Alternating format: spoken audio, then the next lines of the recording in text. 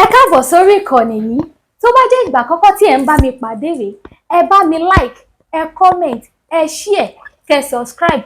Àwọn ohun tí ẹ máa wò lórí ìkànnì yìí, òun ni àwọn ohun tí ó ń lọ láwùjọ wa tó sì máa kọ́ wa lọ́gbọ́n. Ẹ máa bá mi ká lọ. Ẹ káàbọ̀ sórí ètò Lady K. Akúṣé ni akú àtàárọ̀. Ẹ jọ̀ọ́ bẹ́ bá ṣe ń wò mí, ẹ bá mi gbọ́wọ́ lé. Ẹ bá mi gbọ́wọ́ lé o. Ẹ bá mi hashtag ìjọba wa. Ẹ bá mi hashtag IG àti bàbá Bọ́lá Tinubu. Ẹ wo bí mo yẹ kọ kíní ìyèmí láyé mi.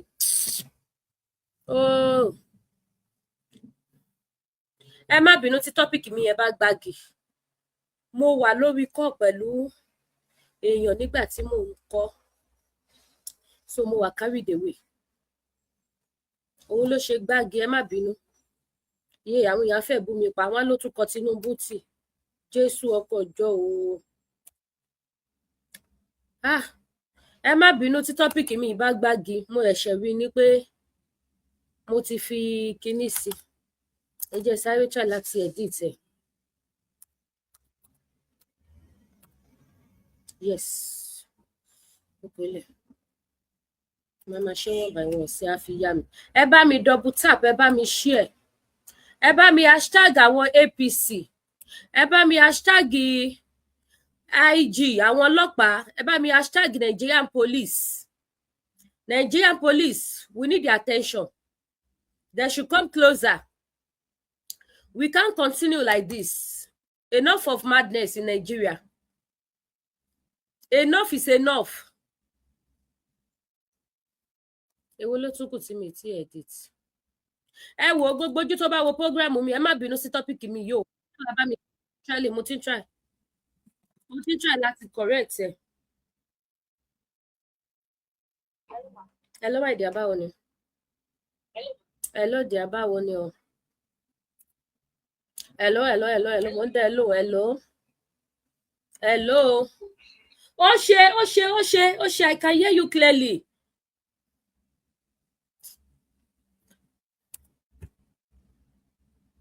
Wọ́n náà má tún jẹ́ kí n lọ ṣe mistake. Ẹ jọ̀ọ́ tẹ́ tọ́pìkì mi bá gbági, ẹ ṣáà bá mi gbà bẹ́ẹ̀. Ẹ bá mi gbà. Hello my dear, báwo ni? Ẹ káalẹ́ mà. Káalẹ́ my dear.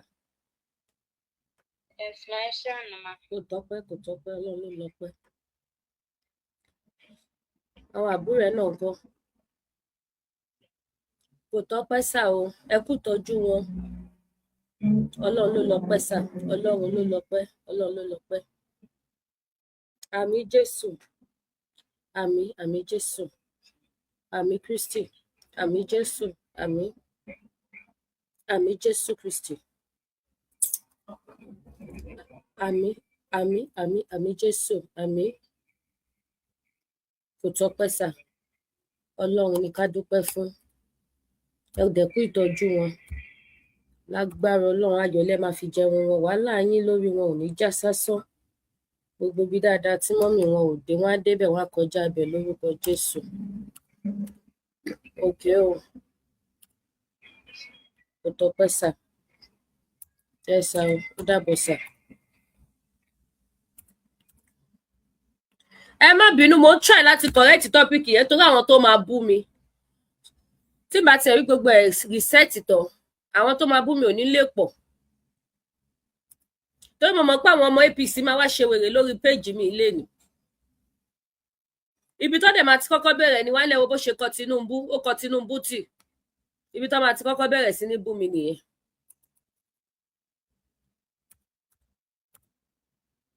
Ṣé mo ti ṣe tán? Ègbó ló tún kù sí. Ilé yóò tí ì ṣe. Ẹ bá mi double tap, ẹ bá mi share ètò yìí. Ẹ bá mi kọlù àwọn Nigerian police. We need their attention here. Yes, we need their attention. And they need the attention of President of Nigeria now. Because ibi tí kinní ń lọ báyìí sìn yìí. Wọ́n ní ó better ká tètè wá solution sí lásìkò tó ṣì lóògùn ká fún lóògùn ẹ̀ lò. Ju wípé kó wá lọ ṣẹlẹ̀ tán kó gùn márùn ọmọ tó bá jẹ́ wípé nígbà ìjọba tó fẹ́ dìbò 2023 tó bá jẹ́ wípé gbogbo ọmọ Nàìjíríà ni wọ́n pa tán APC ò ní rí anybody jẹ president lé lórí níbi tọ́rọ̀ tó dẹ̀ wà nílẹ̀ ìwà ń lọ especially ní ìlú Ọ̀ṣun wọ́n ní tá bá dákẹ́ tara wa máa bá wa dákẹ́ ibi tí ọ̀rọ̀ ìlú Ọ̀ṣun ń lọ yìí kì í ṣe nítorí wípé mi ò ń ṣe Nigeria politicians mi ò belong to any party kì í ṣe nítorí ẹ̀ mo ṣe ń sọ eléyìí kì í ṣe nítorí wípé Yorùbá nation ni mo gbé dání mo ti mọ̀ gbà máa bú mi pẹ̀lú tọ́pìkì yẹn ṣé mo ti rí ṣe ó dàbí pé mo ti rí gbogbo ẹ̀ set bá ó ti correct ó yá ẹ tún wá bú mi sìn èmi mọ̀ ṣé APC lẹ́yìn náà ni èwo wà ní very deep topic o ṣé tó bí mo ṣe kọ Tinubu yẹn wò mo wà lórí kọ́ńgbà tí mo set up kíní yẹn mi mọ̀ pé gap wà láàrin ṣé ẹ ń gbọ́ mi báyìí kó má dàbí wípé torí Lady K ó jẹ́ Yorùbá nation because Yorùbá nation lèmi mi ò ṣe APC mi ń ṣe Accord mi ń ṣe PDP mi ń ṣe Labour Party mi ń ṣe ANDC and so on and so on Odùduwà nation lèmi Odùduwà party wo ni wọ́n jà fún Odùduwà party lèmi jà fún Odùduwà party ní party tèmi mi ò wá nífẹ̀ẹ́ kẹ́ rí program yìí nírìí wípé torí party mi ò sí lórí gbà ló jẹ́ kí wá máa sọ̀rọ̀ ẹ má rí bẹ́ẹ̀ ṣe rí APC ó sì mọ̀ wá ṣe party mi Yorùbá nation PDP ó sì mọ̀ wá ṣe party mi Accord ó sì mọ̀ wá ṣe party mi ló sì máa yanjú gbogbo ohun tó wà ńlẹ̀ party tèmi Lady K ń ṣe òun ló sì máa yanjú gbogbo ohun tó wà ńlẹ̀ kó tó wá di wípé party mi máa yanjú ohun tó wà ńlẹ̀ tó ní kálukú máa lọ nílùú ẹ̀ ní Nàìjíríà mi ò wá ní dákẹ́ kó máa pa wọ́n lọ bẹ́ẹ̀ yẹn tó bá jẹ́ wípé bí gbogbo àwọn parties tó kù ṣe nìyẹn nígbà tí bàbá Tinubu fẹ́ di president wọn ò ní débẹ̀ tó bá tẹ̀ wá débẹ̀ ta ni wọ́n fẹ́ ṣe president lé lórí Evelyn èmi náà kí yín dádì mi Yakub Akọ́láwọlé ta ló fẹ́ ṣe president lé lórí ṣé bí àwọn èèyàn kò kàn mí òun nìkan ló fi bàjẹ́ lọ mọ́ wa lọ́wọ́ nílùú Nàìjíríà àṣà kò kàn mí kí ni tèmi bẹ̀ mi ò kú bá wọn dìbò mi ò kú bá wọn ṣe pátì kankan nǹkan dẹ̀ ń bàjẹ́ lọ nǹkan tó dẹ̀ ń bàjẹ́ yìí ó affect wa ní apá ibì kan ẹ jọ̀ọ́ ẹ má bá mi táàgì àwọn police force ẹ kàn má bá mi hashtag wọn ní comment section mo fi Elédùmarè bẹ̀ yín mo fi bẹ̀ yín ẹ̀yin tẹ́ bá wà nínú group àwọn olóṣèlú Nàìjíríà especially group tó bá ti ní ṣe pẹ̀lú ti President Bola Ahmed Tinubu ẹ bá mi sọ program mi síbẹ̀ ọ̀rọ̀ ìjà kọ́ ọ̀rọ̀ ìṣítí ni because ibi tí kinní ń lọ sìn yìí tí a bá dijú wípé kò kàn wá ibi tó máa gbà kàn wá à lè mọ̀ o a kì í ṣe Ọlọ́run kọ́ ló má jẹ́ kí ibi kàn wá tí a bá sọ wípé a ò gbé nílùú Ọ̀ṣun tí wọ́n ti ń para wọn lógúnlógún tó ń para wọn lọ́gbọ̀lọ́gbọ̀ yìí tí APC ti ń pa ìtúkítù yìí tá bá ní pé a gbé ní Ọ̀ṣun ọlọ́mọjà bá wọn ràrin fẹsẹ̀ sí tí ẹbí wa kan tó bá wà nú mọ́tò tó ń kọjá lọ ní Ọ̀ṣun ẹ gbọ́ ó ń kọjá lọ ní kó wá lọ bó sásìkò táwọn APC tuntun ti bẹ̀rẹ̀ sí ní yìnbọn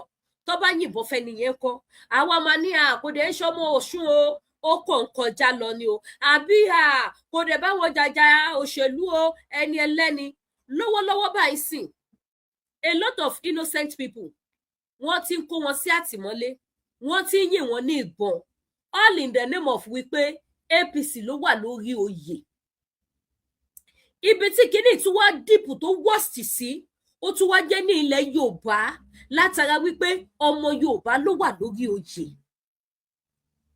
àwọn ọmọ Yorùbá APC wọ́n wá lu opportunity wípé bàbá wa ní nígbà tí Buhari wà lórí oyè ẹ lọ wo gbogbo àwọn pátì Buhari tí wọ́n jẹ́ ọmọ ìlú ẹ lọ wo ohun tí wọ́n gbé ṣe sí ìlú wọn ẹ̀yin ọmọ Yorùbá tàtà ẹ bá mi share show yìí ẹ jọ̀ọ́ mo fẹ́ kẹ́ bá mi máa hashtag àwọn tí mo need attention wọn because ọ̀rọ̀ ìjà kọ́ lélẹ̀ bàbá Tinubu gbọ́dọ̀ bá wa wá solution ṣe sí ọ̀rọ̀ election tó ń lọ lọ́wọ́ nílùú Ọ̀ṣun state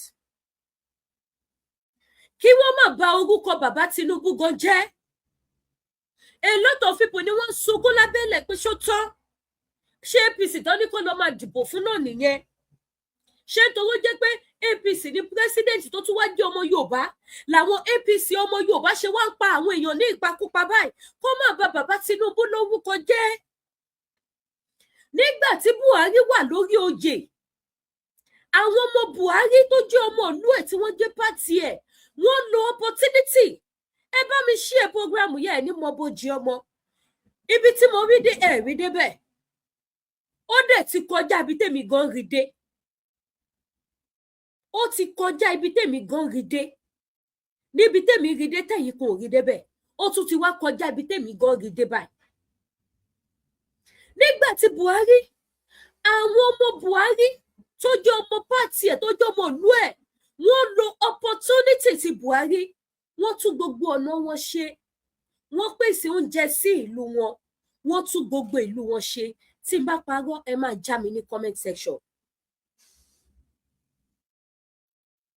àmì àṣẹ Èdùmàrè àtẹ̀yìn náà mọ́mì mi Ọmọ́wùnmí ó máa dá fẹ́yìn náà ẹ gbọ́ mi wọ́n lo opportunity yẹn wọ́n tún gbogbo ìlú wọn ṣe wípé ṣé bàbá ni sẹ́ẹ̀ next level change Buhari ọmọ ìlú wa ní ọmọ pátì wa ní wọ́n sáré grab opportunity yẹn gbọ́ wípé wọ́n fi ń para wọn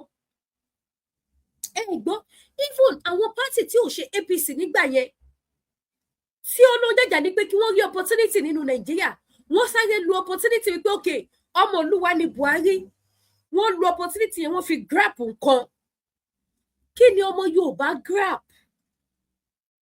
kí ni APC ọmọ Yorùbá kí lẹ grab ẹ ń para yín nípakúpa ẹ ń jàjàkú akátá ẹ ń fún àwọn èèyàn ní èpè burúkú ẹ ń wúwàkíwà ẹ ń ní ayé lára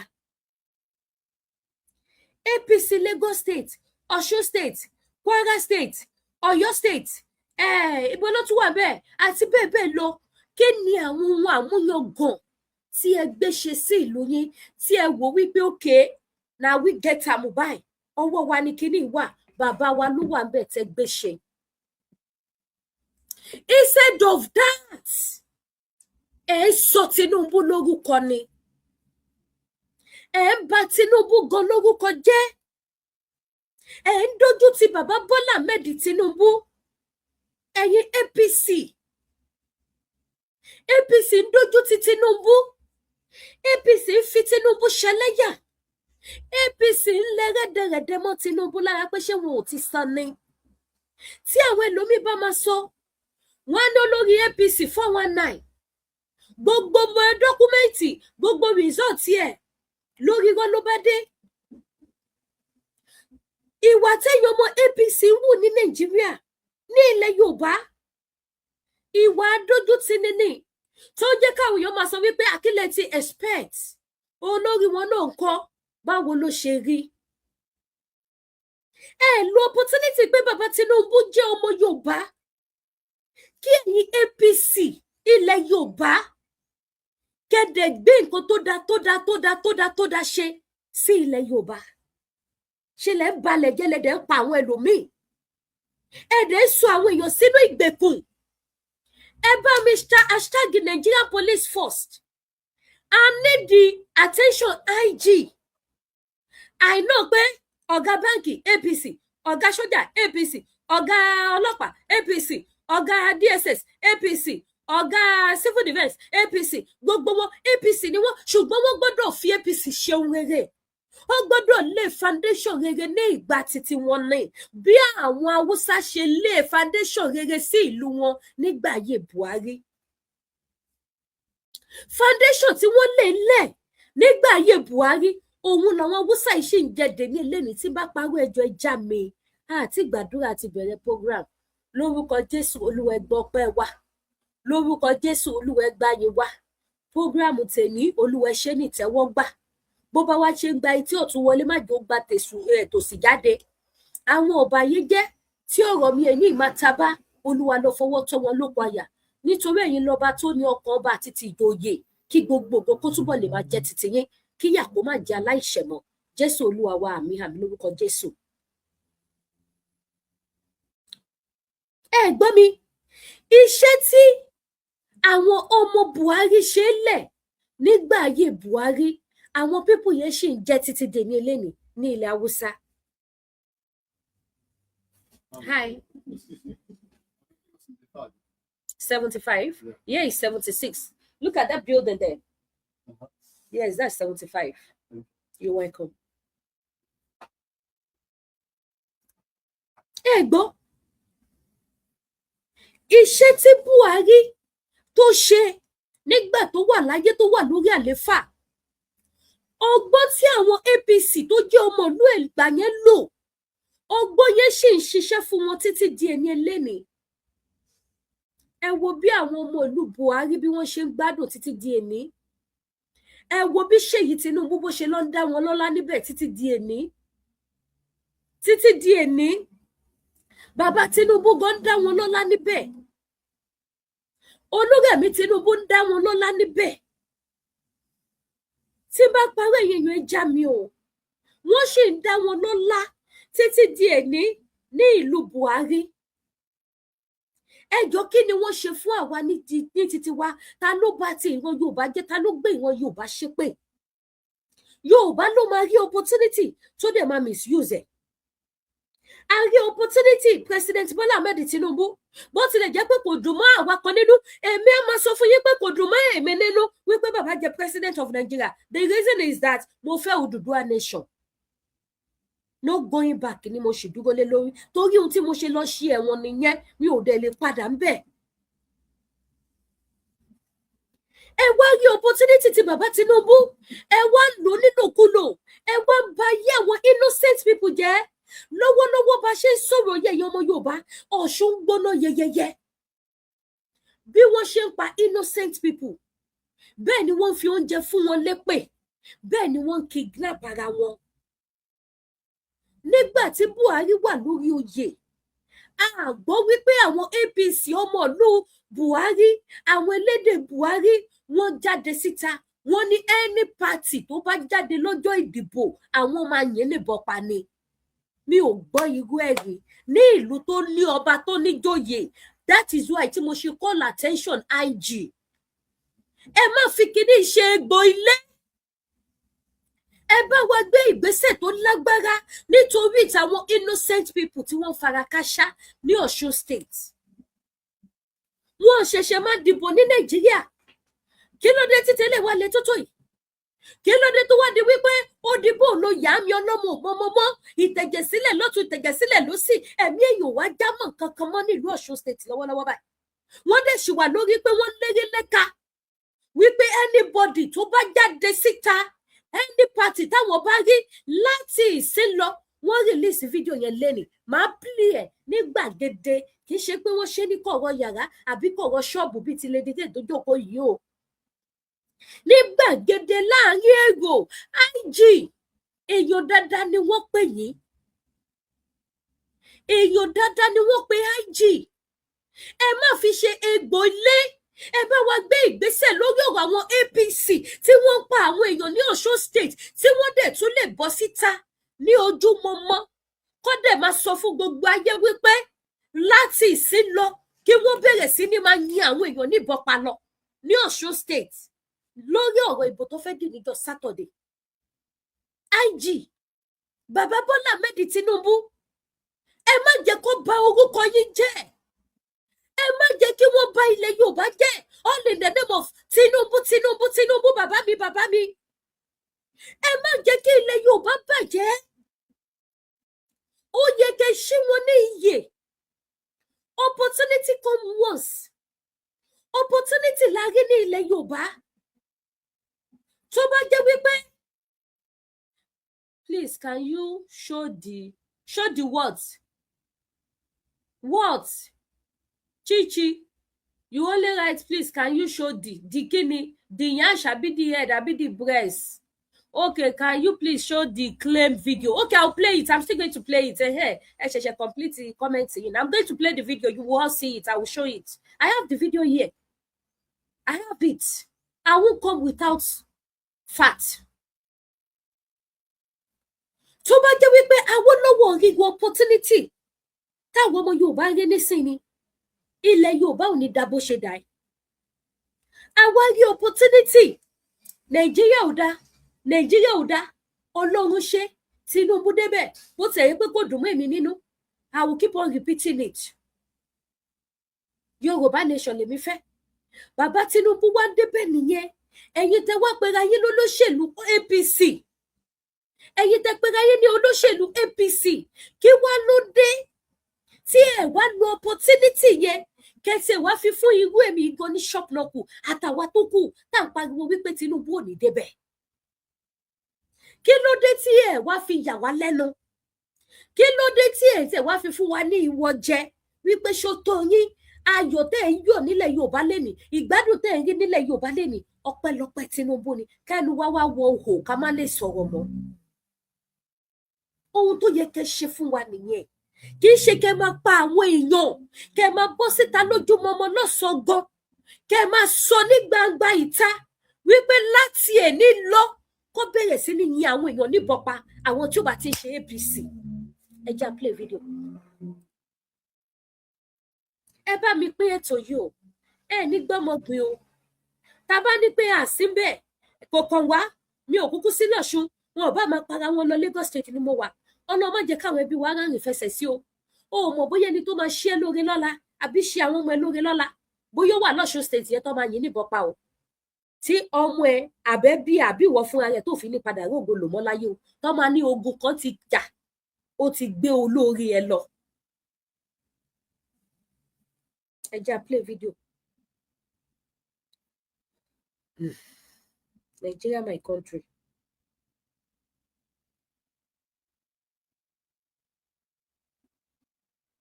Video ni ẹ jẹ́ fún vọnù. Ó yá. Irú ayé wo nìyẹn? Tí a bá tún gbúrò akọ́ọ̀dù kankan nínú ìṣàlùmí yìí.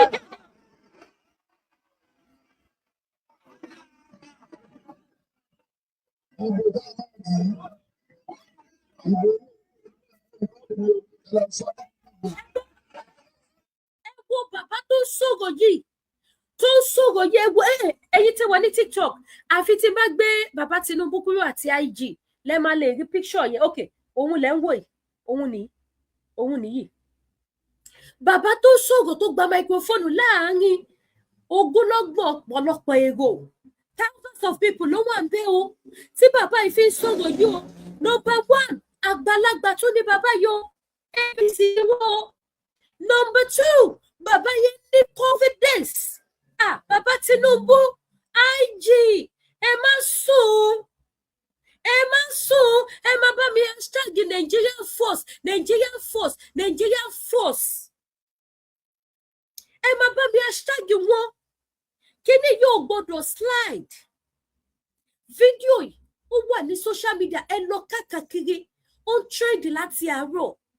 Kò gbọdọ̀ slide. A gbọ́dọ̀ gbọ́ outcome fídíò táwọn APC ṣe. Bàbá Tinubu, gbogbo ẹ̀yin authority bàbá, ẹ má jẹ́ kí wọ́n bà bàbá lórúkọ jẹ́. Àwọn ará òkè ọya gbọ́n máa jókòó, wọ́n á máa fi wá ṣe yẹ̀yẹ́. Wípé ṣe ráyé wọn. Nígbà tí Buhari wà ńbẹ̀, àwa lo opportunity yẹn fi tún gbogbo ìlú wa ṣe. Wọ́n lo opportunity yẹn, wọ́n fi build àwọn nǹkan tó dá sí àkàtà wọn. Tinubu go wọlé tá ìwọlé àti bàbá àti ìyá àtọmọ wọn lọ júbà àwọn nílé Haúsá títí di èní. Iṣẹ́ tí Buhari ṣe sílẹ̀ ni. Ẹ̀yin tẹ́ wá jẹ́ Yorùbá, ṣí làákàyè yín, kẹ́ la ojú yín sílẹ̀, kẹ́yin náà wò pókè opportunity lélẹ̀ kí làwa náà lè dè mọ́lẹ̀ sí ilẹ̀ Yorùbá pípalẹ̀ ń para yín nítorí election. Wo pé kí lẹ lè lo opportunity láti fi build sí ilẹ̀ Yorùbá. Ṣé lẹ́ ń tira yín mọ́lé, lẹ́ ń kidnap àwọn kan lọ́kọ. Mo rí kọ́mẹ́ǹtì woman kan, woman ẹni kíjọba jọ kó ṣàánú òun, wọ́n ti arrest ọkọ òun ò mọbi tọ́kọ òun wà mọ́ lórí pé wọ́n fẹ́ dìbò ní Saturday lórí ìbò Saturday. Elder Foyi Dadimi Salami, please ẹ máa bá mi fún Nigerian force. We need your help in Osun State. We need your help in Osun State. We need your help in Osun State. Enough of ìwà burúkú táwọn APC wù. Enough is enough. There is another video. Mi ò tí play video later o. A ṣì máa padà wá síbẹ̀ o. A máa padà wá síbẹ̀ o. There is another video too.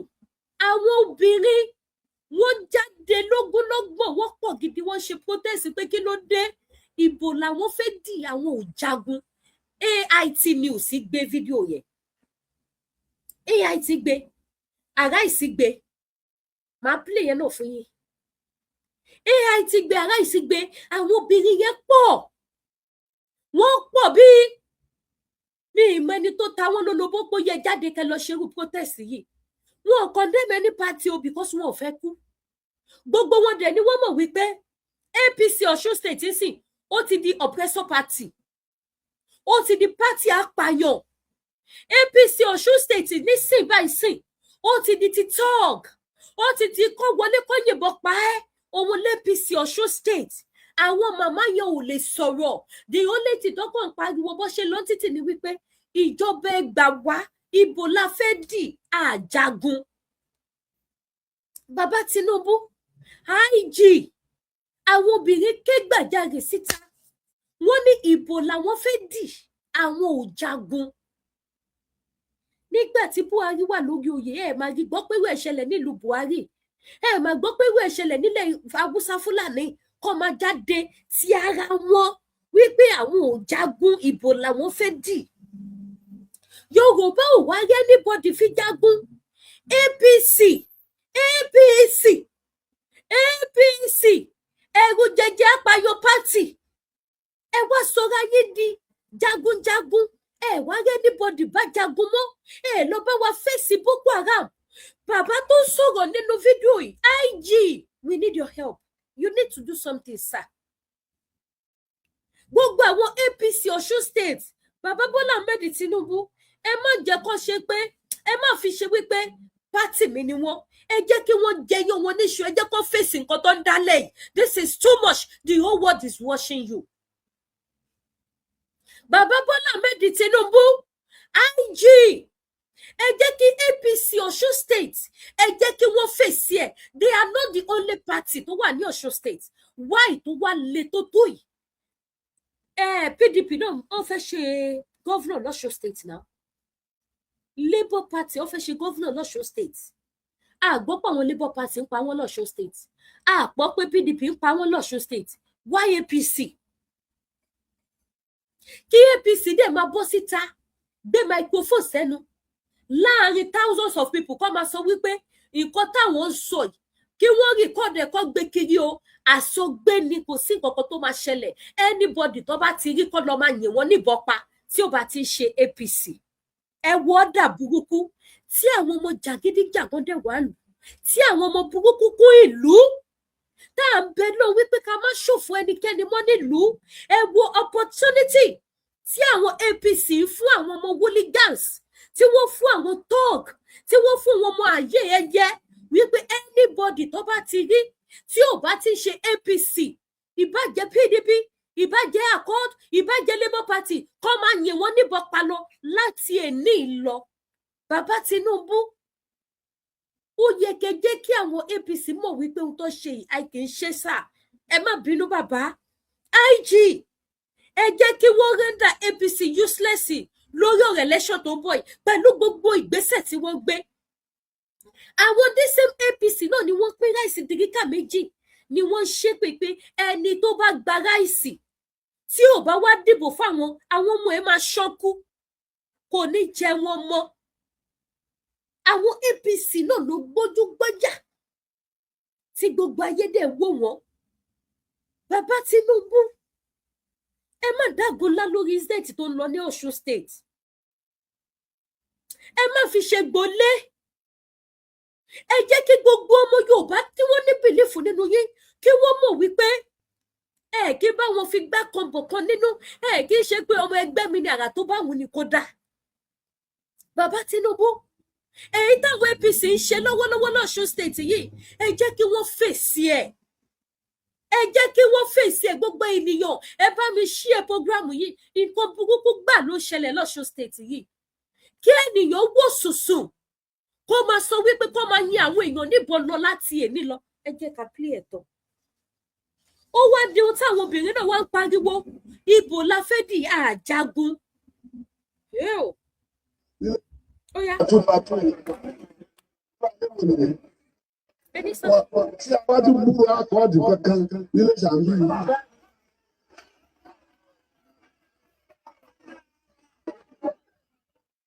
Ìbò dáhùn ìbò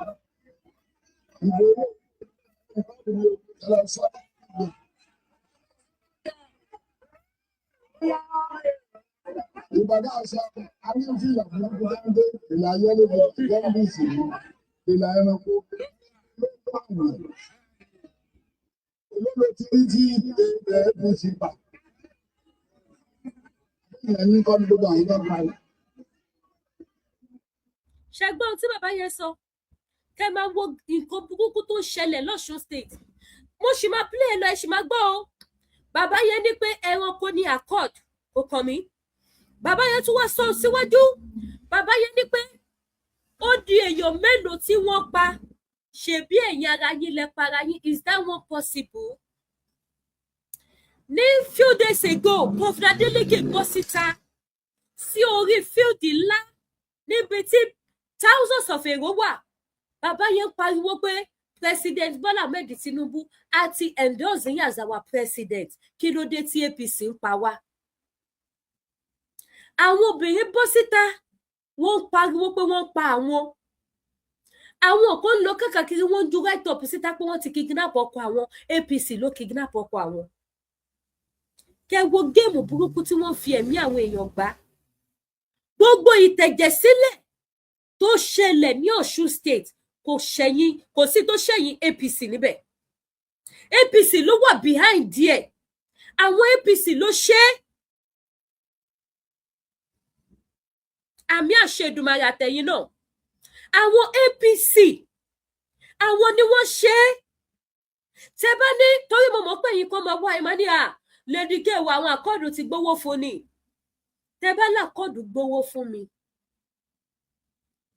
ṣáwọn náà lọ gbowó fún mi pẹ̀lú gbogbo ìwà TPC wù ṣówó tí mo gbà lọ́wọ́ àkọọdù ṣóhun ló jẹ́ ká máa rí gbogbo TPC ṣe síta àbí ọmọ ìfẹ́ pùtì Yorùbá yẹn èèyàn ó yẹ kọ́rọ̀ mi yẹ yín because àwọn ẹlòmíì ọpọlọ wọn kú wá ní kíni ó ti gbowó lọ́wọ́ àkọọdù àdàbí tí n bá àkọọdù mẹ́bà kọ́kọ́ sọ̀rọ̀ but gbogbo ohun tẹ́ ẹ̀ ṣe pátápátá là ń rí online.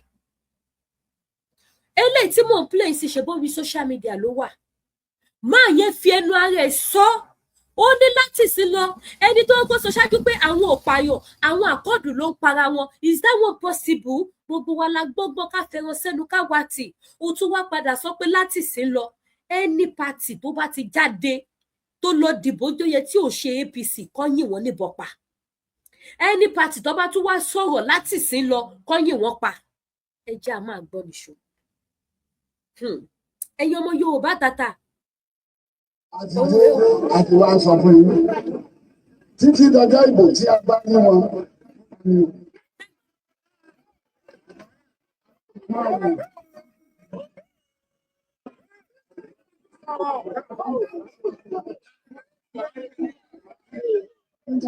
Ẹ̀yin bàbá màmá ṣe gbọ́ bẹ̀yẹ dáadáa. Wọ́n ní títí di ọjọ́ ìbò pípa ni àwọn ò lè máa wà wọ́n máa pa wọ́n lọ ni. Ní Nàìjíríà of today IG ẹ bá wa dá sọ̀rọ̀ yìí President Bola Ahmed Tinubu ẹ jẹ́ káwọn ọmọ Yorùbá tí wọ́n nígbàgbọ́ nínú yín ẹ jẹ́ kí wọ́n túbọ̀ máa nígbàgbọ́ nínú yín sí i. Wọ́n gbọ́dọ̀ render APC useless lórí election tó bọ̀ yìí. APC ò gbọ́dọ̀ rọ́wọ́ mú. It should be their punishment. Láti dójú ti gbogbo APC láti kó gbogbo APC member síta bí ọmọ ọjọ́ mẹ́jọ kò sí ẹni tó fi ẹnu rere sọ̀rọ̀ APC àwọn tó fẹ́ dìbò gan fún APC tẹ́lẹ̀ pẹ̀lú gbogbo owó táwọn APC Ọ̀ṣun gbé oníkálukú ní kàkà káwọn dìbò àwọn máa wà nínú ilé àwọn ni ṣẹgbẹ́ táwọn fẹ́ lọ dìbò fún ni ṣẹgbẹ́ táwọn fẹ́ gbẹ̀mí lélẹlẹ ẹgbẹ́ tí ò ti dórí àléfà tó ti ń lo tọ́ọ̀gì tó ti ń pa àwọn èèyàn nípakúpa nígbà tó bá wá dórí àléfà tán gbogbo àwọn ọmọ tó pé ìbọn lé lọ́wọ́ nísìn tí wọ́n ní kó lọ máa yin àwọn èèyàn pa ṣé gbogbo àwọn ọmọ yẹn ló máa kó ìbọn yẹn fún wọn padà mọ́ dájúdájú tí APC bá wá padà di gọ́fúnà ní Ọ̀ṣun state ó lè máa pọ̀ nílùú bàjẹ́ bẹ́ẹ̀ ni àbí bẹ́ẹ̀ kọ́ gbogbo àwọn ọmọ tó lò nísìn tí wọ́n kó bọ́ fún tí wọ́n fi lọ ń pa àwọn èèyàn tí wọ́n fi bá wọn ja jàgídíjàgan kiri sìn ṣé gbogbo àwọn ọmọ yẹn ló máa dá ìbọn yẹn padà fún wọn mọ́ ṣé àwọn ọmọ yẹn ò ní padà wọ́n máa lo àwọn ìbọn yẹn láti máa fi lọ pa àwọn èèyàn láti máa lọ fi terrorize gbogbo àwọn ará ìlú ṣé tí APC bá wá padà jẹ gọ́fúnà ní Ọ̀ṣun state ṣé ìlú máa tùbà ṣó máa tùṣẹ́ ìbéèrè ni ó èèyàn kọ́ síbẹ̀ yẹn fún mi pé how are you sure it's APC àbá ṣe bó òun rè wọ́pọ̀ gan kì í ṣe just one person okay hold on ẹ jẹ́ kí n gbé kinní kúrò kí n lè fi wọ̀nyí wọ́n campaign lọ́wọ́ ni campaign ground ni wọ́n ti sọ wọ́n dẹ̀ pọ̀ ń bẹ̀ dáadáa wọ́n dẹ̀ lo gbogbo logo APC wọn kò possible kó jẹ́ pé bí àwọn fẹ́ ṣàwúrú jù ní àwọn eléyìí wọ́n gbójú síta wọ́n jáde tán ni kì í ṣe ọ̀rọ̀ ẹ̀yìn kì í ṣe ọ̀rọ̀ pé wọ́n fẹ́ fi ọkàn fẹ́ fi blackmail party yẹn ni no eléyìí ò ṣọ̀rọ̀ blackmail nobody is blackmailing APC in Ọ̀ṣun state nǹkan tán ṣe ni wọ́n jáde tán ni wọ́n bẹ̀rù ẹ mọ̀ tó bá jẹ́ pé bóyá èèyàn mẹ́ta mẹ́rin márùn ló dúró tó sọ orú ẹ̀ à ní pé géèmù olóṣèlú ni wọ́n gbá ó lè já àwọn another party ni but àwọn eléyìí pọ̀ wọ́n jáde tán lọ ṣe protest wọ́n jáde tán lọ ṣe rally gbogbo wọn APC ni wọ́n dẹ̀ sọ gbangba òótọ́ kò sí kí election wà kí ó mà sí jàgídíjàgan but eléyìí ti pọ̀ jù tí eléyìí ti pọ̀ jù fún èèyàn láti bọ́ síta ní gbangba ìta kó máa sọ fún àwọn èèyàn wípé anybody tẹ́ bá ti rí láti ìsín lọ today is Tuesday wọ́n ṣì ní bóyá 4 days left láti dìbò kó dẹ̀ máa sọ fún wọn láti ìsín lọ pé anybody tẹ́ bá ti rí tó bá ti jẹ́ accord ẹ lọ máa yìn wọ́n níbọn pa tó bá tún wá di gbọ́bò ẹ má ṣì play yẹn náà fún yín o wọ́n tún sọ débi wípé ẹni tó bá ti mọ̀ wípé òun ò ní dìbò fún APC kò gbọ́dọ̀ bọ́ta wọ́n máa yìn níbọn pa ni lórí kí la gbé kí la jù is that how we will build our country our state ṣé bá ṣe fẹ́ build the state wa nìyẹn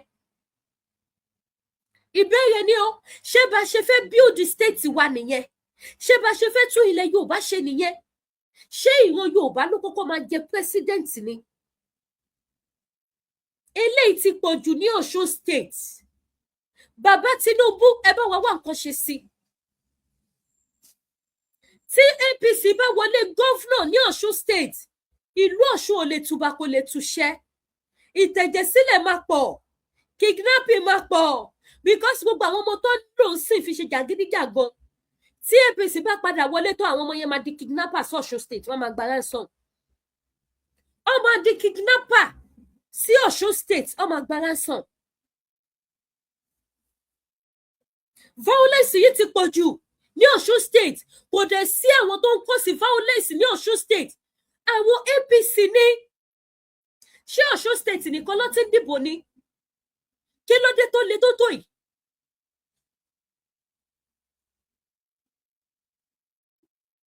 ẹ jẹ́ máa gbọ́ nìṣó ó yá. àbẹ̀yẹ̀ ní kọ́ ní gbogbo àwọn ọgbà parí. owó ni. so àti wá ìkọ̀ fún yín. títí. ẹ̀yin tẹ́ ń sọ̀rọ̀ wípé how do you know is APC mo fẹ́ fi fídíò yẹn wọ̀nyí dáadáa ṣé tí wọ́n mọ ohun tó tún wá bàdì níbẹ̀ DSS tún wà bẹ̀ níbi tó ti ní kó máa yin àwọn èèyàn ní ìbọn pa ẹ bá mi ṣí ẹ̀ṣọ́ yẹ ní rí dààmú àwọn DSS wà bẹ̀ DSS lẹ ń wò yìí o DSS lẹ ń wò yìí o ẹ̀yin tẹ́ béèrè pé how do you show is ẹ jẹ́ kí n gbé bàbá kúrò màá lè fi hàn yín ṣé mo máa gẹ̀ẹ́tì ẹ̀ ṣá báwo la ṣe fẹ́ ṣe náà o báwo la ṣe fẹ́ ṣe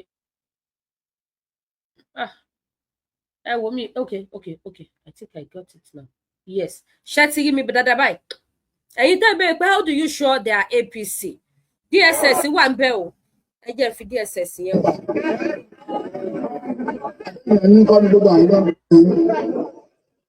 DSS rẹ láàrin wọn yìí o DSS pẹ̀lú ìbọn lọ́wọ́ níbi tí wọ́n ti ń campaign tí àwọn APC ti jáde tán ẹ wò wọ́n ṣẹ́tírí èrò pọ̀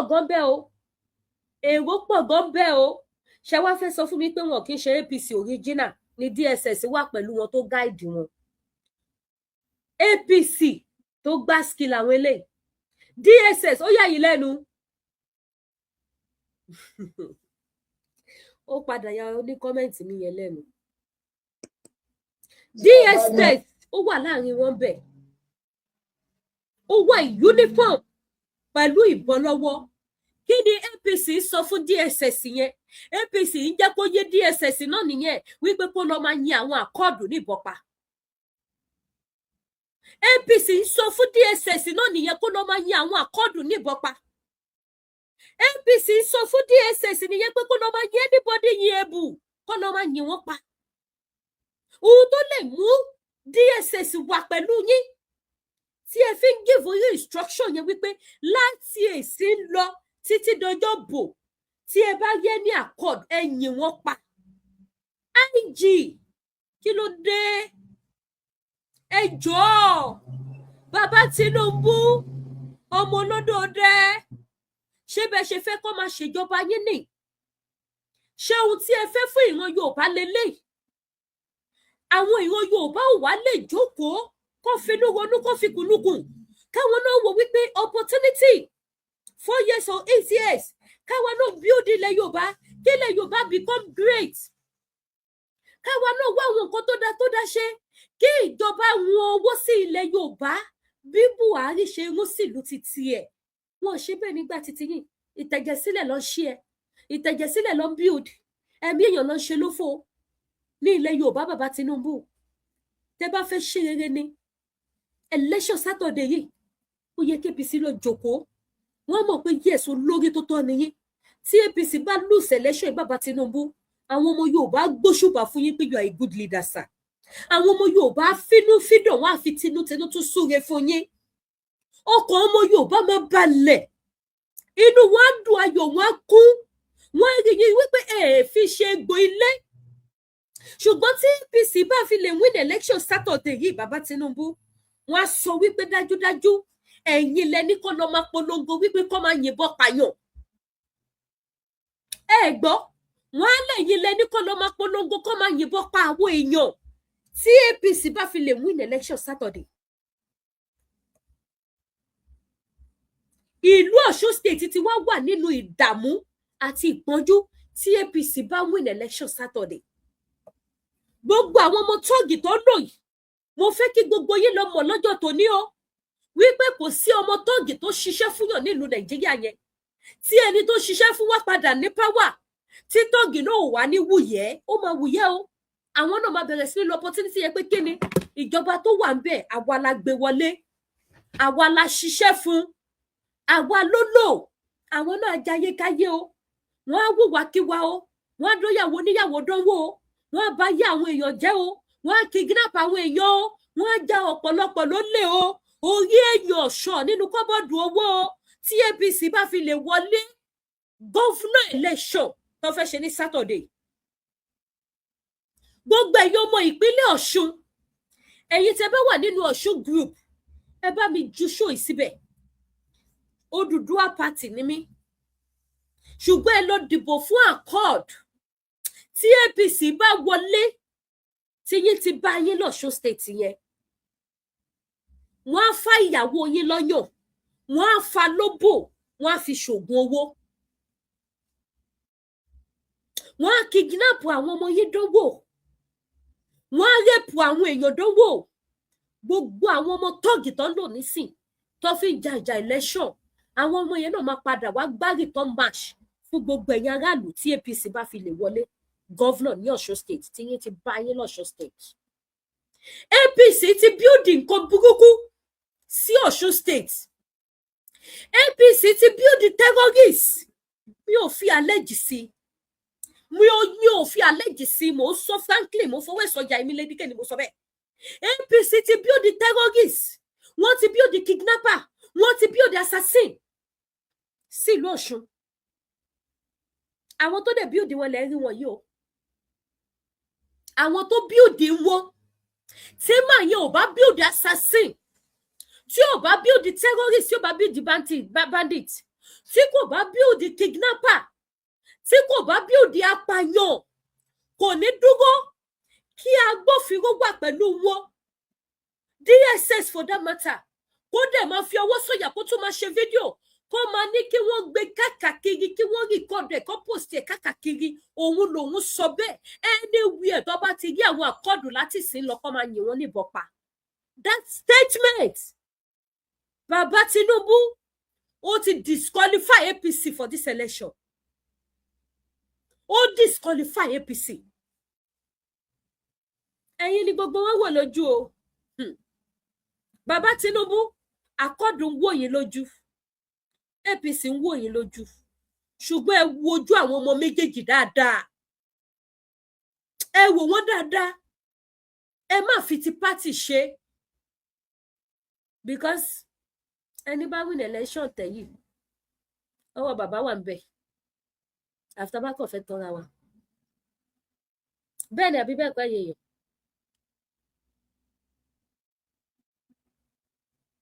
ẹ̀yin bàbá màmá tẹ́ wò mí gbogbo election tó fẹ́ ṣe nílẹ̀ Yorùbá sí ẹni tó bá win ni ẹ̀ ó lọ́wọ́ ọmọ olódò dẹnu àbí onínú òun mo ṣe sọ fún bàbá kí bàbá jọ kí wọ́n wojú àwọn ọmọ méjèèjì dáadáa àwọn ọmọ kan ti bí tẹ́rọ́rìsì sí ìlú mo wá fẹ́ kẹ́ mọ̀ pé tí tẹ́rọ́rìsì bá ṣe bẹ́ẹ̀ tó bá gba ìlú orúkọ yín ló máa bàjẹ́ tí èèyàn ò bá róúnjẹ jẹ tó wà nínú ìfọ̀kànbalẹ̀ ó mà dájú kó róúnjẹ jẹ lọ kí tẹ́rọ́rìsì má jẹ́ kó gbádùn lù ú báwo ló ń jẹ gan ṣe fẹ́ sọ̀kalẹ̀ kí ló ṣe TikTok wa ẹ bá mi tap ẹ̀yin ti TikTok ẹ bá mi tap ẹ bá wa share show yìí màá gbé àwọn bàbá méjèèjì padà sí kinní sìn ẹ ṣáà ti rí fídíò tí mo fi wọ̀nyí ẹ̀yin ti TikTok ṣe ti rí fídíò yẹn pé yes kí n lè dá àwọn bàbá yẹn padà sí studio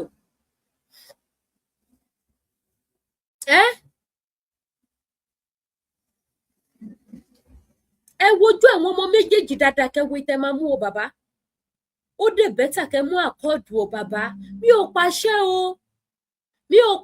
o kì í ṣe gbogbo ohun tí àwọn APC ń ṣe lẹ ń rí o ṣùgbọ́n àwa tá a wá bí tá a máa gbẹ́nu sí tá a máa fi sọ wípé ṣé a sọ fún yín wípé Yorùbá nation no going back àwa rí gbogbo ohun tó lọ o ẹ gbọ́ àwa rí gbogbo ohun tó lọ o a dẹ̀ sọ fún yín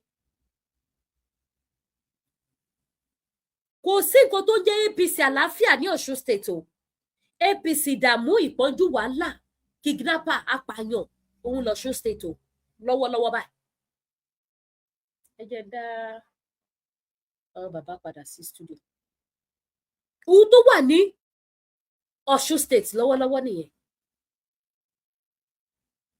DSS dúró síbi tí èèyàn ti ń kàmpé tó ti sọ wípé kó máa yìnyàn níbọn pa DSS dẹ̀ wà ń bẹ̀ àfi sùúrù o ó yá à ń gbọ́.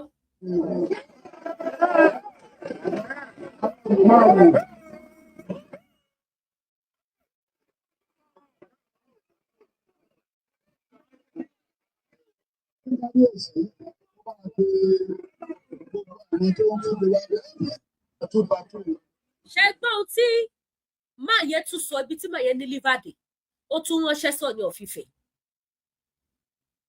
ẹ gbọ́ máa yẹ tún ránṣẹ́ sí Ọ̀ọ̀ni ọ̀fìfẹ́ ṣe mọ̀ pé bàbá Ọ̀ọ̀ni bọ́ síta bàbá Ọ̀ọ̀ni ní àkọọ́dù ní ẹ dìbò fún o tí èèyàn bá ní ọmọ méjì èèyàn á mọ èyí tó dáa. Bàbá Ọọ̀ni bọ́ síta with full chest. Bàbá sọ bẹ́ẹ̀.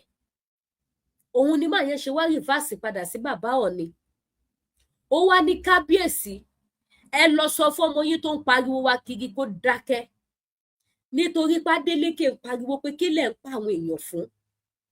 Nítorí pé gọ́vùnà Adeleke ń pariwo, bàbá Tinubu ẹ release election Saturday fún Adeleke. Kò sí iyì tó tó iyì yẹn fún yín. Election Saturday, ẹ jẹ́ kí Adeleke kó ọ̀rá ṣe kíni, kó ọ̀rá ṣe second tenure ẹ̀. Tó bá ti di next tenure, APC kó bọ́ síbẹ̀. Pẹ̀lú tó ti ṣẹlẹ̀ ní Ọ̀ṣun State. Nítorí Adeleke ń pariwo, bàbá Tinubu, why? Kí ló dé tí APC ń pa wá? Àwa gba APC as our president. Election kù 1 week. Wọ́n lọ freeze account governor. Bàbá Tinubu náà ló jẹ́ kó release ẹ̀. Látara wípé EFCC, APC ní kẹ́ máa wo ayé tí àwọn APC jẹ́ ní Nàìjíríà. Ayé tó yẹ kó fi bá wa tún ilẹ̀ Yorùbá ṣe, káwa náà máa jó ká máa dunnú. Tó yẹ pé tẹ́ni election bá bọ̀ báyìí, wọ́n máa ru oúnjẹ wá fún àwa náà nílẹ̀ Yorùbá bí wọ́n ṣe ń rú lọ fún wọn ní ilẹ̀ Haúsá nísìn. Iṣẹ́ tí Buhari ṣe sílẹ̀ ni. Ẹ gbọ́, tó yẹ káwa gan ká máa jó ká máa yọ̀ wípé òkè